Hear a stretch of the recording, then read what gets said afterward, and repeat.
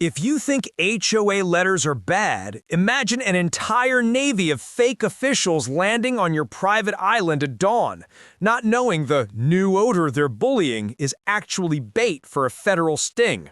If you think HOA letters are bad, imagine this: a yacht, 2 escort boats, and a seaplane descending onto your private island at dawn. They think they're here to intimidate, but they don't know the owner is ready for them. My name is Decker Rothel, and 3 weeks ago, I became the owner of Beacon Rock Island, unaware that this day would arrive. Lysandra Blackthorne, president of the Coastal Estates Homeowners Association, strutted onto my dock like she owned the place. Her entourage followed, snapping photos, flaunting fake authority. They had documents claiming I owed $50,000 in back fees, but I knew better. This was intimidation, not law. They claimed every corner of my property violated some rule: the dock, the airstrip, even my weather station. The numbers were meant to shock: $50,000 in monthly fees. But I had learned to spot a fraud from a mile away. Still, every move was calculated, every gesture meant to unsettle me. By morning, calls started: alleged illegal fuel storage, wetlands violations, dock safety. Every hour a new complaint, every inspector more absurd than the last. They thought constant pressure would make me fold, but they hadn't counted on me keeping detailed records of every move. By the third day, it wasn't just phone calls. Boats began circling my island, blasting music, taking photos.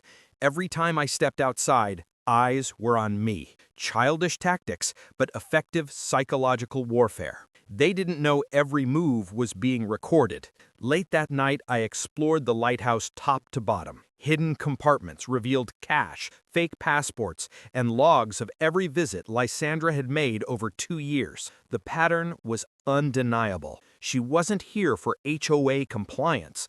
She was coordinating smuggling operations. By day 4, the harassment turned violent. Red spray paint across my dock, sugar in the fuel tanks of my boat and plane. The message was clear: they could reach me anywhere on the island, but they underestimated the surveillance system. I made a calculated decision. I would not run. I would force them to show their hand. Contractors were called, security upgrades mentioned loudly over phone, and I ensured Lysandra knew I was ready. Every move they made would be documented. Within an hour, a certified letter arrived via boat, a cease and desist, claiming all my improvements required HOA approval. It was audacious but expected. Every fraudulent document was another federal charge waiting to happen.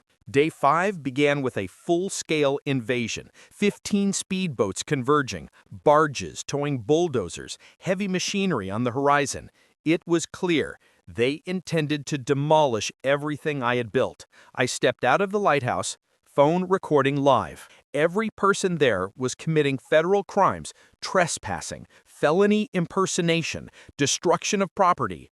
I warned them. This was private property, and the law was on my side. The first bulldozer struck the dockhouse. Wood splintered, metal screamed, and thousands of dollars of equipment were destroyed in seconds.